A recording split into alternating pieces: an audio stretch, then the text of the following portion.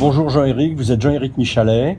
Vous êtes responsable du département microélectronique du LETI. Et nous sommes ici à San José, dans la Silicon Valley, au consortium SOI qui se déroule aujourd'hui. Alors, vous avez le LETI qui est un petit peu à l'origine du SOI, est ici en tant que tel, mais vous avez aussi beaucoup d'activités de recherche et développement dans les composants qui interviennent dans l'automobile. Est-ce que vous pouvez m'en parler? Tout à fait. Donc le LETI est tout d'abord un institut de recherche public français qui est basé à Grenoble et en effet qui est pionnier dans les composants SOI. Le LETI a inventé le procédé Smart Cut qui est à l'origine de Soitec, qui est aujourd'hui leader mondial dans les substrats. Donc le LETI est absolument à sa place ici au SOI Consortium. On a développé non seulement les substrats, mais également les transistors et la technologie Fully Depleted SOI, FD-SOI, qui est aujourd'hui fabriquée chez ST Microelectronics, mais également dans des grandes fonderies comme GlobalFoundries et Samsung. Il n'y a pas beaucoup de Français qui travaillent dans le composant. Disons que les composants sont aujourd'hui majoritairement une affaire américaine et asiatique. Et asiatique, voilà. Par contre, dans l'automobile, on a encore la valeur ajoutée en France et en Europe. On a ST Microelectronics, Infineon et NXP qui sont trois leaders mondiaux. Et à peu près 40% de la valeur du marché mondial dans le semi-conducteur provient de fabricants européens. Alors, ce sont des compagnies qui designent des circuits, mais elles produisent aussi en Europe, à Crolles, à Grenoble, en Allemagne, pour Infineon. Donc, on a notre mot à dire en termes d'Européens. Et vous êtes au centre de tout ça? Alors, on est au centre de tout ça parce que justement, la plateforme FD-SOI se prête très très bien à la demande du marché automobile, qui est une demande du fait de la transformation actuelle de l'automobile, en termes de digitalisation, en termes de robotisation et en termes d'électrification, demande de plus en plus de semi-conducteurs, demande des technologies qui sont à puissance réduite, puisque la voiture automobile de demain sera électrique. Donc il faut que les batteries puissent durer un certain temps. Donc il ne faut pas que toutes les options que vous avez dans la voiture consomment trop d'énergie. Donc il faut absolument des technologies très basse puissance. Il faut des technologies qui évidemment aient une certaine puissance de calcul, mais qui soient en fait des vraies plateformes, des vrais couteaux suisses, avec des possibilités de connexion avec la radiofréquence, avec des possibilités analogiques pour traiter les capteurs, les informations des capteurs que vont avoir les outils de navigation autonomes, et puis surtout avec des plateformes de mémoire embarquées qui soient extrêmement miniaturisées et extrêmement peu gourmandes en énergie.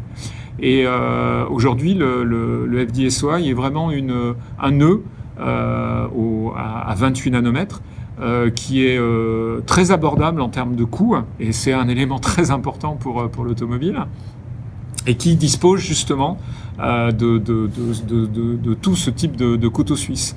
Donc la compétition est sur une autre technologie qui s'appelle le FinFET, qui est sur le bulk, mais c'est une technologie qui est beaucoup plus gourmande, qui est bien meilleure en performance de calcul, mais qui est très gourmande en énergie. Donc pour ces applications, ce qu'on appelle IoT, et finalement la voiture autonome est une chose Internet of Things à elle toute seule, le FD-SOI est vraiment très intéressant. Et justement, on a vu à cette édition du SOI Consortium des leaders tels que NXP, tels que ST Microelectronics, qui sont des leaders européens, développer toute une gamme de produits en technologie FD-SOI. On a vu Samsung nous dire qu'ils avaient plus de 200 produits aujourd'hui produits en FD-SOI. GlobalFoundries qui a doublé son nombre de produits par rapport à l'an dernier. Donc on peut dire que cette technologie issue du bassin grenoblois devient vraiment une technologie intéressante pour toutes ces applications.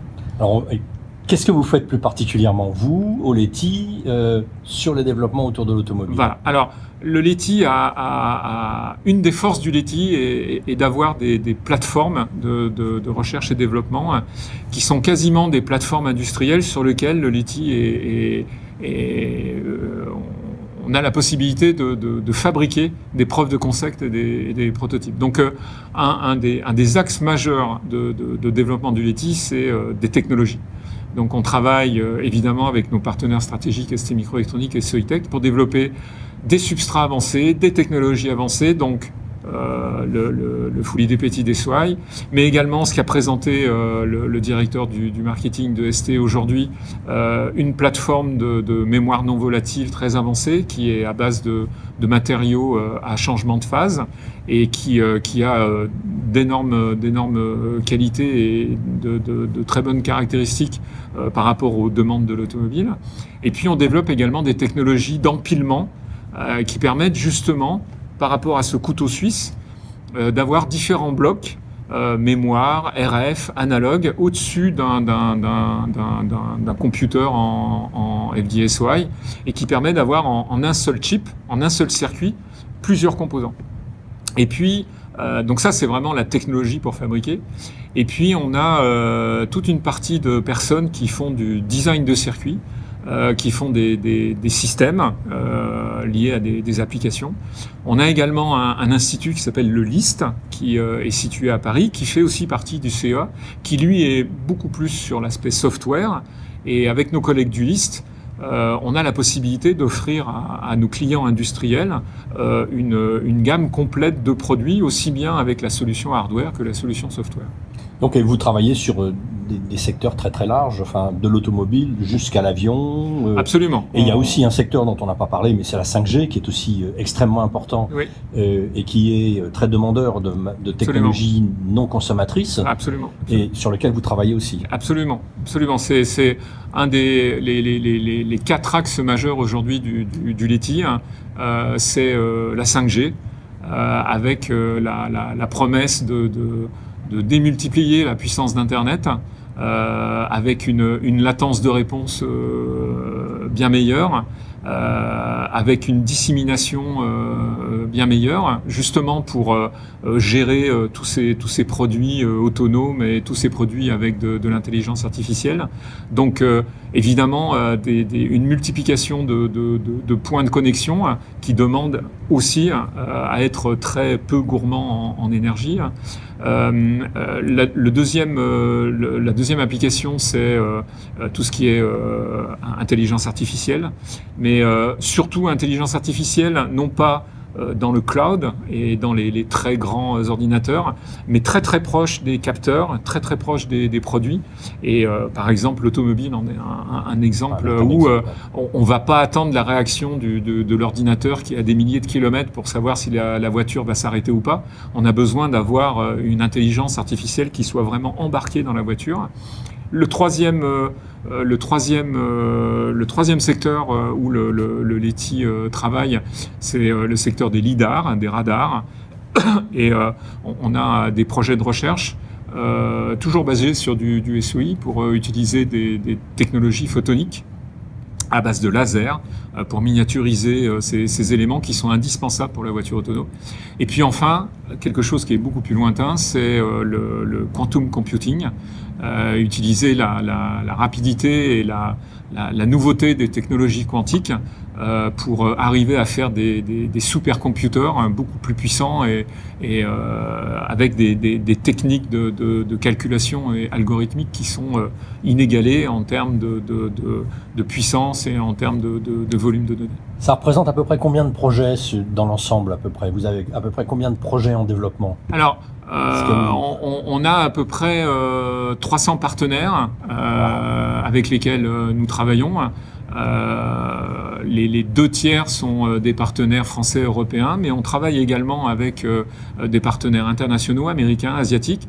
Pourquoi ? Parce que il est très important pour nous, dans cette compétition mondiale de l'innovation technologique, de travailler avec les meilleurs.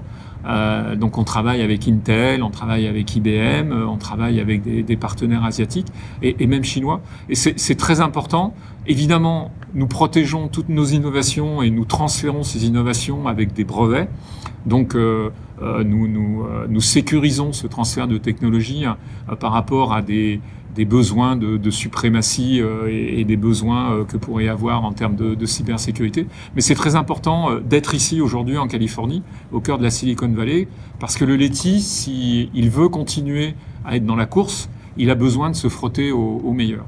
Donc on a plusieurs centaines de projets. Notre business model est de travailler en direct avec les entreprises.